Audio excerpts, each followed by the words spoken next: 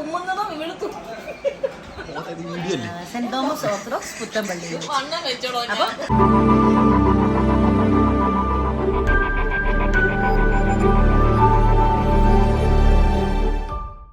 Hello, hi, നമസ്കാരം.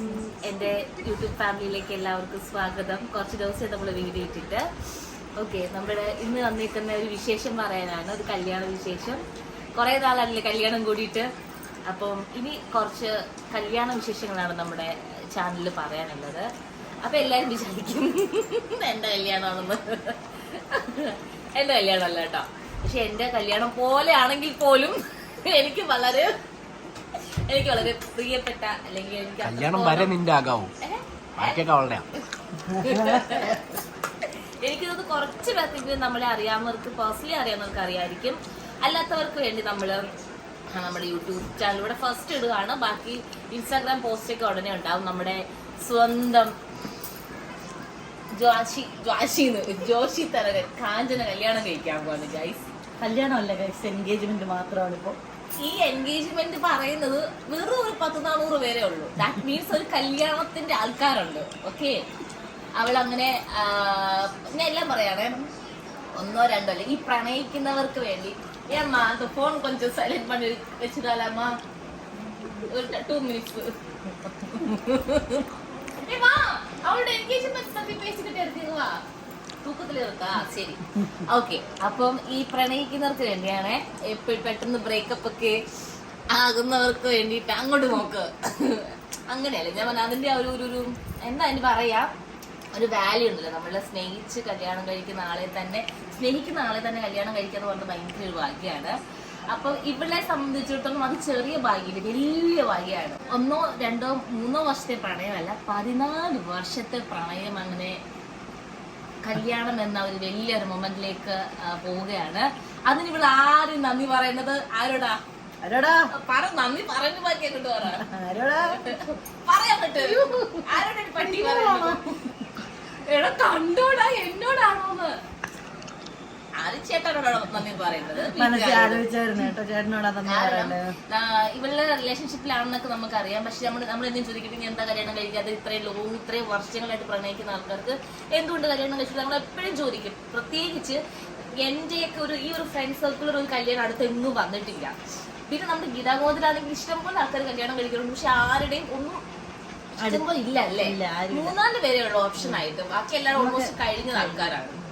എങ്കിലും അതിൽ ഫസ്റ്റ് പ്രയോറിറ്റി കാജുവിന്റെ ആയിരുന്നു. അപ്പൊ നമ്മൾ എപ്പോഴും ചോദിക്കും, ഇനി എന്ത് കല്യാണം കഴിക്കുക? നമ്മൾ ഒരു എക്സ്ക്യൂസ് വേണ്ടി എനിക്ക് അബ്രോഡ് പോകണം, എനിക്ക് വെൽ സെറ്റിൽഡ് ആവണം, അത് ഇത് മറ്റേ വർഷം എന്നൊക്കെ പറയും. കഴിഞ്ഞ വർഷം ഞങ്ങൾ വളരെ സിമ്പിൾ ഉണ്ട്, ഇൻസ്റ്റാഗ്രാം റീലിൽ പോയി. ആ റീലിൽ ഞാൻ വെറുതെ പറഞ്ഞു ഇവരുടെ കല്യാണമാണ് മാർച്ച് 26-ാം തീയതി എന്നുള്ളത്. കാരണം 26-ാം തീയതി ഇവരുടെ സിസ്റ്ററിന്റെ മോന്റെ ബർത്ത്ഡേ ആണ്. അതിനെ ഞാൻ കല്യാണം വേണ്ടി ചെറുതായിട്ടൊന്ന് പറയും, നാവിൽ പുളികനിരിക്കും എന്നൊക്കെ പറയുമല്ലോ. അതേപോലെ ഞങ്ങൾ ഒട്ടും എക്സ്പെക്ട് ചെയ്യാതെ ഇവള് എല്ലാം ഉറപ്പിച്ചാ പറഞ്ഞത്. എൻഗേജ്മെന്റ് വീട്ടില് സമ്മതിച്ചു, 2 ഫാമിലിയും സമ്മതിച്ചു. അതാണ് ഏറ്റവും വലിയ ട്വിസ്റ്റ്. അത് അവള് പറയും, അമ്മേ ശ്വാസം വേറൊന്നുമല്ല, ഇവര് ഇന്റർകാസ്റ്റ് ആണ്, ക്രിസ്ത്യനും ഹിന്ദുവാണ്. അപ്പൊ ഇവര് നമ്മുടെ ഹിന്ദു ഫാമിലിയിലേക്ക് വരികയാണ്. നല്ലൊരു ചന്ദനക്കുറിയൊക്കെ ഇട്ട്, അല്ലെങ്കിൽ ഇവിടെ കാണാൻ പൊട്ടയ്ക്കിടും എല്ലാവരും ഒരു ബ്രാഹ്മണത്തിൽ ലുക്ക് ഉള്ളത്. കാരണം എനിക്ക് ഈ ഒരു അപ്പിയറൻസിൽ കാണുമ്പോഴായിരിക്കും മോസ്റ്റ്ലി എല്ലാവരും ഞാൻ ഹിന്ദു ആണെന്ന് തന്നെ വിചാരിച്ചിരിക്കുന്നത്. ഞാൻ പക്ഷെ ഒരു ക്രിസ്ത്യൻ ഓർത്തഡോക്സ് ഫാമിലിയിൽ നിന്ന് വരുന്ന ഒരാളാണ്. ഇനിയിപ്പം ഞാൻ നമ്മുടെ ഒരു ഹിന്ദു ഫാമിലിയിലേക്ക് വലതുകാലെടുത്ത് വെച്ച് കയറാൻ പോവുകയാണ്. ഇനി ഈ വരുന്ന മാർച്ച് 6-ാം തീയതി തൊട്ട്. 6-ാം തീയതി എൻഗേജ്മെന്റ് ആണ്. ഞങ്ങൾ കല്യാണത്തിന്റെ ഡേറ്റും കാര്യങ്ങളൊന്നും എടുത്തിട്ടില്ല. കല്യാണത്തിന് കുറച്ചുകൂടെ ഞാൻ പറയുന്നത്, എന്തിനാണ് ഇനി അടുത്ത ഡേറ്റ് എടുത്ത് അടുത്ത ആൾക്കാരെ വിളിച്ചത്? ഭയങ്കര എക്സ്പെൻസീവ് ആണ്. ഓൾറെഡി ഈ ഞങ്ങൾ എല്ലാവരും ഇവർക്ക് അറിയാവുന്ന ഈ ഇൻഡസ്ട്രിയിൽ എനിക്കത് ഏറ്റവും കൂടുതൽ കോണ്ടാക്ട് ഇവൾക്കായിരിക്കും. എല്ലാരും, അതായത് ഇവരെല്ലാരും കോണ്ടാക്ട് എല്ലാം കണക്റ്റഡ് ആണ് എല്ലാവരുമായിട്ട്. അങ്ങനെ വിളിച്ച് ഫാമിലി എല്ലാവരോടും വന്നപ്പോ തന്നെ 400 പേര്. നിങ്ങൾ നോക്കണം, പെണ്ണ് കാണലായിരുന്നു കഴിഞ്ഞ ദിവസേ. എത്ര പേരുണ്ടായിരുന്നു? 60 പെണ്ണ് കാണല് എൻഗേജ്മെന്റ് ആൾക്കാർ, എൻഗേജ്മെന്റിന് കല്യാണത്തിന്റെ ആൾക്കാർ. ഒരു കല്യാണം താഴെ എത്തിയാൽ മതി. പക്ഷെ എന്നെ കൊണ്ട് എനിക്കത് വലിയ ഉപകാരം. എനിക്ക് 1-2 ബ്ലോഗ് കിട്ടും കല്യാണമൊക്കെ ആകുമ്പോ. സോ ഈ ഒരു വിശേഷം നിങ്ങളോട് പറയാനായിട്ടാണ് ഞങ്ങൾക്ക് ഈ ഒരു വീഡിയോ ചെയ്തത്. അപ്പം എൻഗേജ്മെന്റ് മാർച്ച് 6-ാം തീയതിയാണ്. എല്ലാവരുടെയും ബ്ലെസ്സിങ് അവൾക്ക് ഉണ്ടാവണം. ഈ ഒരു 14 വർഷത്തെ പ്രണയം, ഈ കല്യാണം കഴിക്കുമ്പോൾ 100 വർഷം അവള് അവള് 100 വർഷം അത്രയൊന്നും പോകില്ല. അത് ദൈവത്തിന്റെ കയ്യിലാണ്. പക്ഷെ 100 വർഷമേ അവളും അവളുടെ ശ്രീജു എന്നല്ല ചേട്ടന്റെ പേര്. ശ്രീജു ചേട്ടനും വരിക്കച്ചക്ക തന്നെങ്കിൽ ചേട്ടന് തലമണ്ട അടിച്ചു പൊട്ടിക്കും. അത് വേറെ കാര്യം.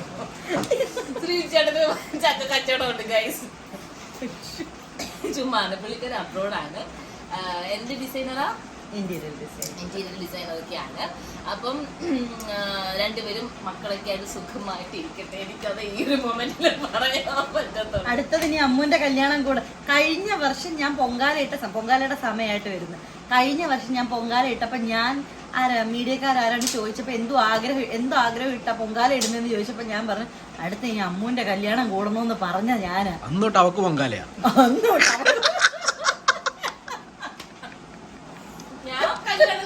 കണ്ടതുപോലെ നമ്മുടെ കയ്യിലൊന്നും അല്ല. നമ്മൾ എക്സ്പെക്ട് ചെയ്യുന്നുണ്ട് നമ്മുടെ ലൈഫിൽ ഒന്നും നടക്കുന്നു എന്നുള്ളത്. മതി ടോപ്പിക് അതല്ല. നിന്റെ കല്യാണം റെഡി. സോ അപ്പൊ ഈ വരുന്ന മാർച്ച് 6-ാം തീയതി ഞങ്ങളുടെ എൻഗേജ്മെന്റ് ആണ്. ശ്രീജു എന്നാണ് ചേട്ടന്റെ പേര്.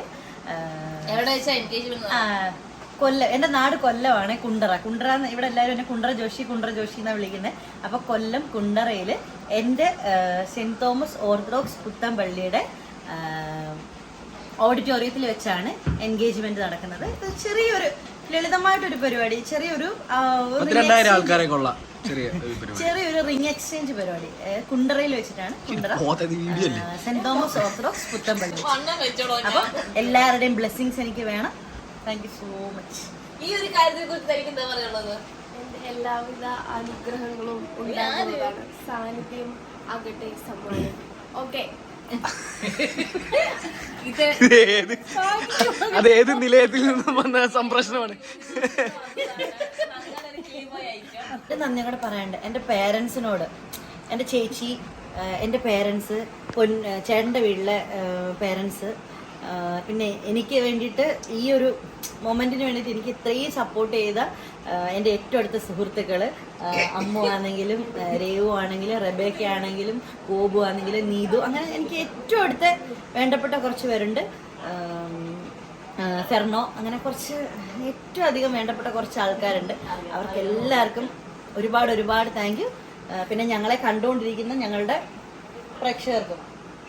ഞാനൊരു കാര്യം പറയാം. എൻ്റെ യൂട്യൂബ് ചാനലിലുള്ള വ്യൂവേഴ്സ് എന്ന് പറഞ്ഞാൽ ഭയങ്കര സാധാരണക്കാരാട്ടോ. അപ്പം അവരുടെ എല്ലാവരുടെയും ബ്ലെസ്സിങ് നിനക്ക് ഉണ്ടാവും. പിന്നെ ഈ പറഞ്ഞ പോലെ ഞാൻ നേരത്തെ പറയാം, എൻ്റെ ഏറ്റവും അടുത്ത ഫ്രണ്ട്സിൽ 3-4 പേരേ ഉള്ളൂ. അതിലൊരാളാണ് ജോഷി. ജോഷിയാണ് എനിക്ക് എന്തിനും താങ്ങലുമായിട്ട് ഞങ്ങള് അങ്ങനെ ഒരു ഫ്രണ്ട് സർക്കിൾ ആണെങ്കിൽ എപ്പോഴും പറയും ഗീതാ ഗൗതത്തിൽ എനിക്ക് ഏറ്റവും അങ്ങനെ കണക്ഷൻ ജോഷിയായിട്ടാ. പിന്നെ നമ്മൾ 3 പേരാട്ടോ. പക്ഷെ അവളെ എപ്പോഴും കിട്ടാറില്ല. ആരെയാണ്? വിന്നിയെ എപ്പോഴും കിട്ടാറില്ല. ഞങ്ങൾ തന്നെയാണ് ഏറ്റവും കൂടുതൽ ഗോസിപ്സ് പറയും. അപ്പൊ ഞാൻ എന്താ വേസ്റ്റാ? അല്ല നമ്മൾ തമ്മിൽ. പിന്നെ ഇത് ഇച്ചിരി വേറൊരു യൂണിവേഴ്സ് ആണ്. എനിക്ക് തോന്നുന്നു 2K കിഡിന്റെ ഒരു ചെറിയൊരു യൂണിവേഴ്സിറ്റി ചെറിയൊരു വേരിയേഷൻ ഉണ്ട്. 2K കിഡ് എന്ന് പറഞ്ഞപ്പോ എനിക്ക് തോന്നുന്നു ഇച്ചിരി കൂടെ അപ്ഡേറ്റഡ് ആയിട്ടുള്ളൊരു വേർഷൻ. അങ്ങനെയാണ് നമ്മൾ സെയിം വൈബ് അല്ലേ? ഞാൻ തുമ്മുന്നതും ഇവള്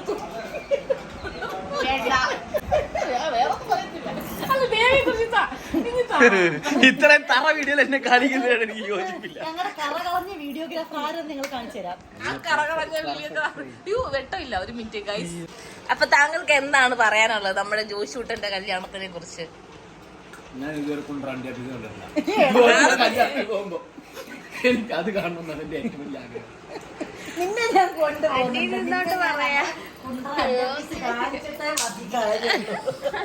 സീരിയസ് ആയിട്ട് ഇത്രയും വർഷം പ്രേമിച്ച് കല്യാണം കഴിക്കാൻ തോന്നുന്നത് വലിയ കാര്യമാണ്. ഞാൻ പ്രേമിക്കുന്നവർക്ക് ഭയങ്കര സപ്പോർട്ടാണ്. അത് ഇന്റർ റിലേഷൻ എടുത്തു പറയേണ്ട അല്ല, ഞാൻ അതിൽ ഭയങ്കര ബ്ലെസ്ഡ് ആണ്. കാര്യം എന്റെ ഫാമിലീസ് എന്ന് വെച്ച് കഴിഞ്ഞാൽ ആ ഒരു കാര്യത്തിൽ ഞാൻ ഭയങ്കര ബ്ലെസ്ഡ് ആണ്. പൈസ പിന്നെ ഇച്ചേരാം. ആ മുതലിനെ കൂടെ ഒന്ന് കാണി. എന്നെ സപ്പോർട്ട് ചെയ്തിട്ടുള്ള ആളാ. കുറെ കല്യാണം കഴിക്കുന്ന സപ്പോർട്ട്. ഈ സപ്പോർട്ട് എനിക്ക് കിട്ടിയില്ലേ? ഞാൻ കാണിച്ചു തരാട്ടാ. അപ്പൊ ഞാൻ പറഞ്ഞു വന്നത് ആ ഒരു കാര്യത്തിൽ ഈ നമ്മൾ രണ്ടുപേരും ഇതാണെങ്കിലും റിലീജിയൻ ആണെങ്കിലും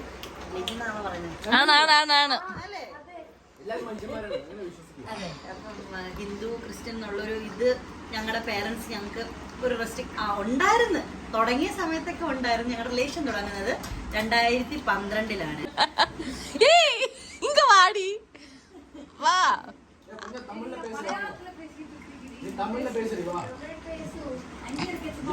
அவன் என்கேஜ்மெண்ட் கிட்ட அவன் என்கேஜ்மெண்ட் மேட்டர் பேசிக்கிட்டே இருக்கு. உனக்கு அதுல என்ன அதா உங்க ஆப்ஷன்?